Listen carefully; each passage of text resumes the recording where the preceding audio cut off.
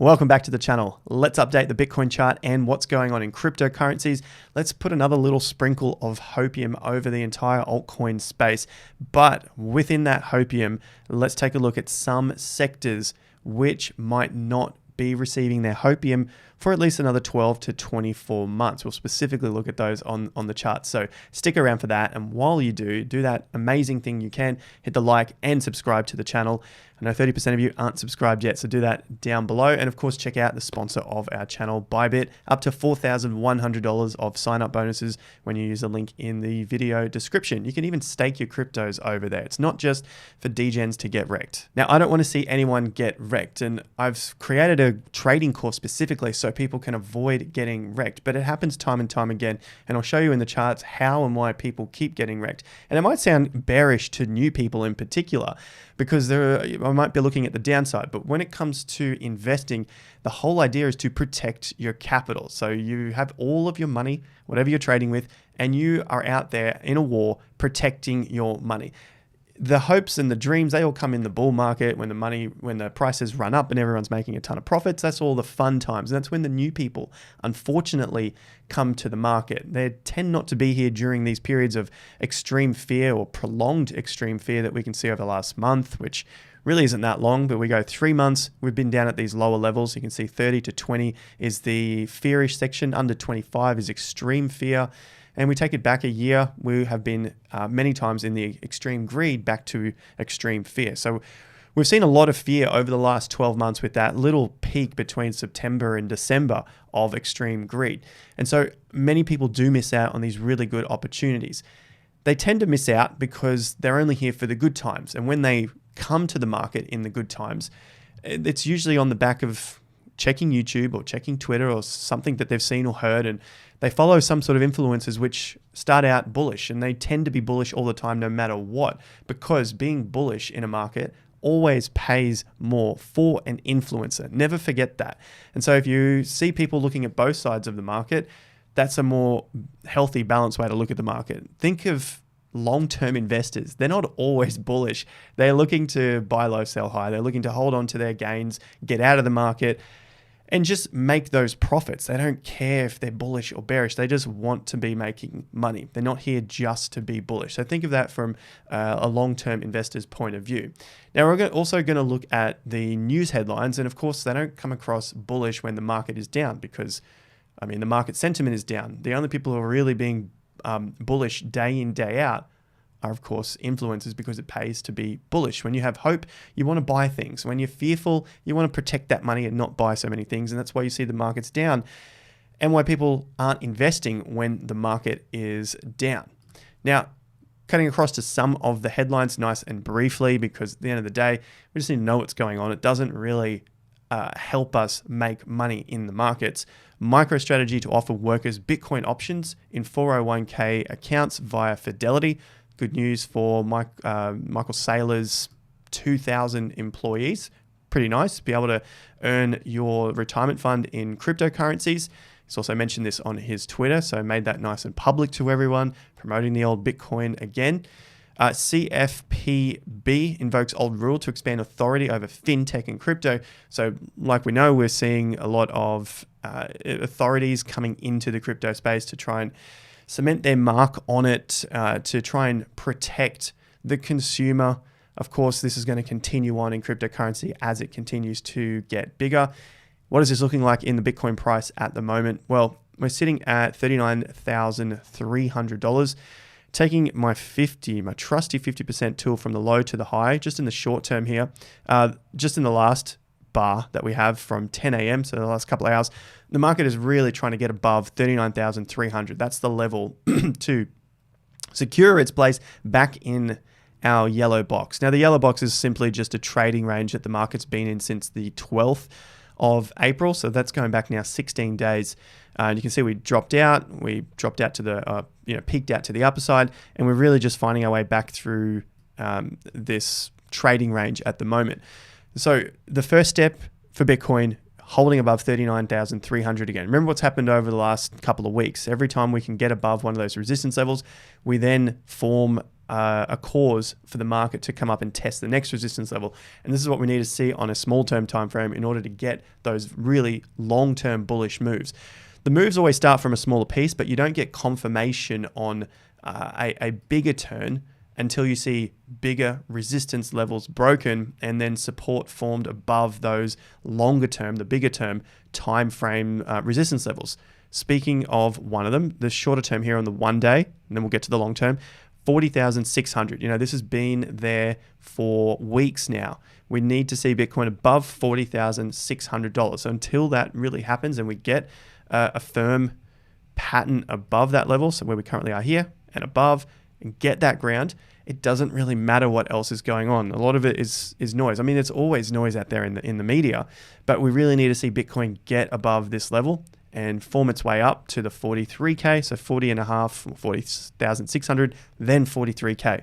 All right, once Bitcoin can get above that 43K, then the target is those previous tops that came in when all of that FOMO was going on about Ethereum merge. So never forget what's going on in the news. That the handy thing that I use the news for is the market sentiment. What was that big news piece that was happening during those times in the market where it was at its most extreme? And this has been the most extreme that we've seen Bitcoin in the last several months since the February low, of course, that Russia invading Ukraine low on the 24th of February.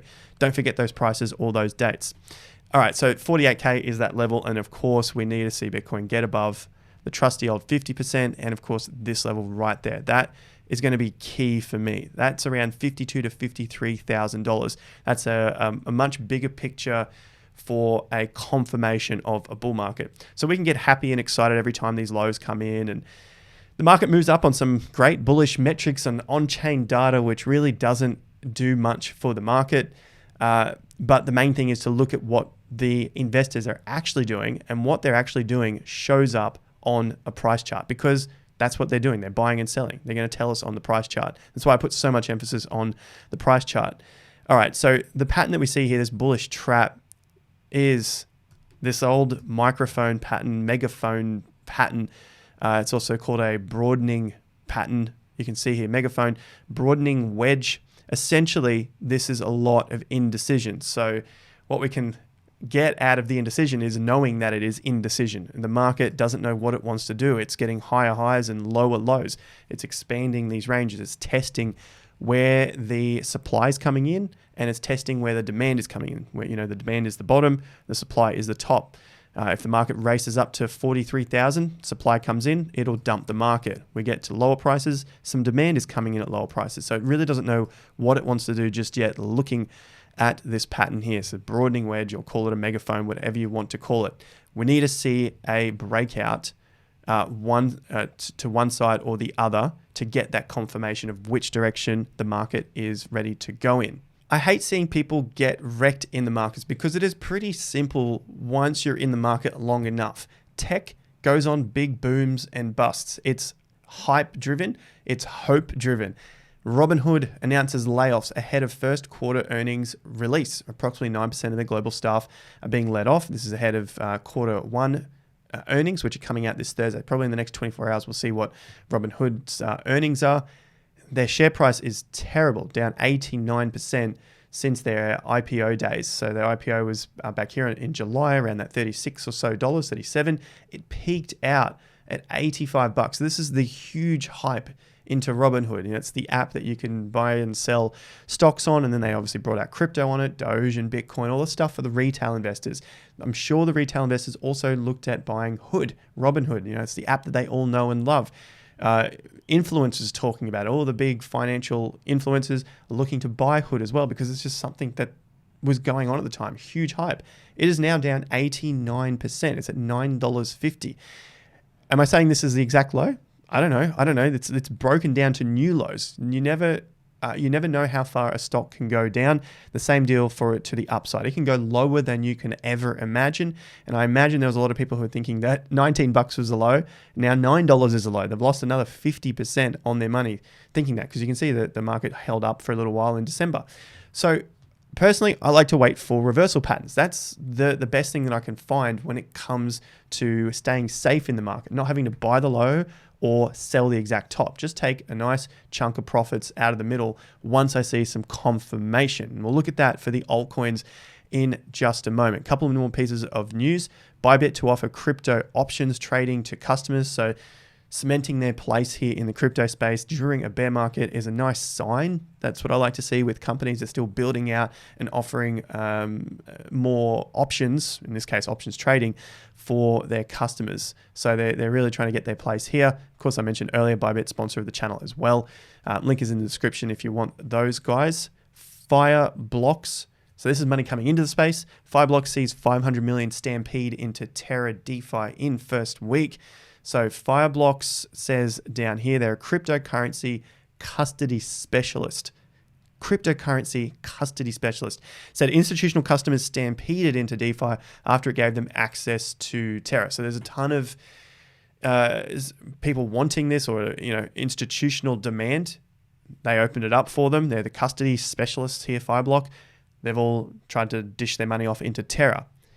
However, let's take a look at the chart over here. First up, they've got about $20 odd billion in total value locked, but Luna on the chart is holding up relatively well. You see this big news. I hope people aren't trading off this and thinking, well, this is just going to fill me with a whole lot of hope, because at the moment, at least for now, Luna's gone on a bit of a whipsaw. It's bounced off 87, got to 97, whipped back down. So I'm putting these three prices on my alerts. You can see here on the side, about $85. If it breaks these lows, it's in trouble, and it's probably going to come back and test these other lows at around 75. It breaks 75, it has a number of 60. All right, so then the fourth number is 100, just to get above these previous highs and make its way back to the old all-time high. The sector which can potentially struggle the most, so check this out on the charts of any cryptos that you are holding. This is just what happens with these hopes and dreams. I love this. You guys that are voting on this, you guys know what is going on. You are woke at this point. Metaverse and gaming, I do think that they're probably going to struggle the most in 2022. I mean, we're almost halfway over, but Metaverse and gaming really is showing struggle street here. It had so much hype. Where will it stop? This is the downtrend of sand against the Bitcoin value.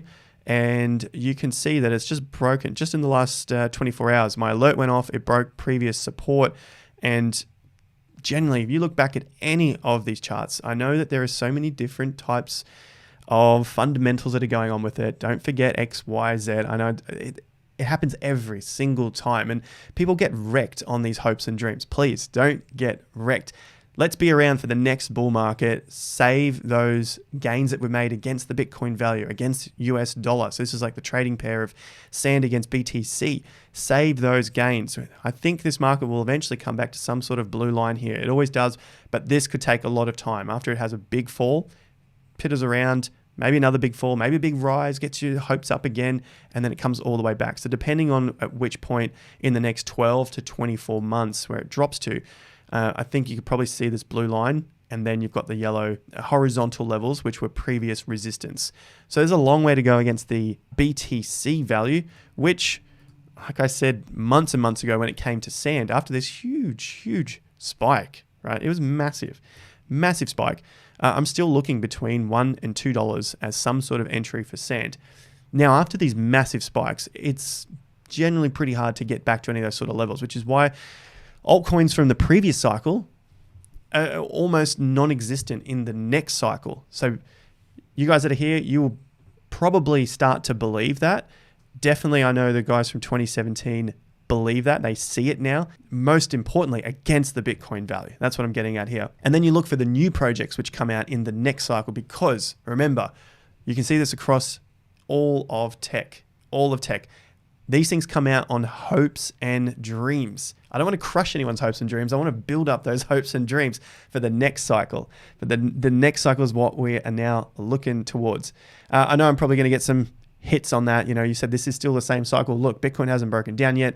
We'll get over that. Let's get over all of the little intricacies and work on what the chart is showing us, getting those profits and not losing too much cash on the on the downside. In terms of sand, BTC, I think it's got further to fall. Same sort of deal with Axie, you know, all in this metaverse space. It's just broken out again. It broke those support levels here at 0.001 or so, 11. And then it looks like it's coming back down. Every time it gets to the next support level, maybe you'll see a little bounce. Maybe you see a bigger bounce. Maybe you'll see it come back down again. I know there's a lot of maybes as well, but you've got to see how the market reacts to those levels. That's the point of the if-then statements. If it reacts nice and it has a bigger rise than the previous rise, that is telling you that buyers are supporting this price and they are willing to mark the price up higher and more percent in a bigger percentage than the last time it bounced. What does that tell you? That is your bullish signal. It doesn't happen 100% of the time, but it is a much better signal than looking at on-chain data, looking at active wallets, looking at all this sort of stuff. That stuff great. That's great for the longer term, but to really identify what's going on in the market now or at that point in time that you're watching the chart, if it's in the future, of course, that's going to give you a much better signal to tell you what are investors actually doing with their money. That's the only thing that matters if you are interested in making money from these markets. If you're just interested in getting involved and, you know, having a fun time in the gaming metaverse, different story. But if you're only interested in making money from these markets, you want to know what other people are doing, the price chart is basically going to tell you that. Thanks for sticking with me on that rant. I hope that started to make sense when it comes to altcoins and their value now and what we're looking for when the cycle picks up again. You can call it the same cycle, you can call it different cycles. End of the day, the money in your bank account doesn't care what cycle you call it, whether you call it bear, bull, whatever. Doesn't matter. The money is the money that's going in and you're here to make money, you're here to make profits. I hope you enjoyed that and you hit the like and subscribe to the channel. Links in the top of the description for Patreon, where we talk about all of these markets, including real estate, which is what I'm investing in as well, over in our weekly group calls. Link is in the top of the video description. I'll see you guys at the next one or at the Phil Anderson event tomorrow, our first live event here on the Gold Coast. Catch you at the next one. Until then, have more fun to get more done.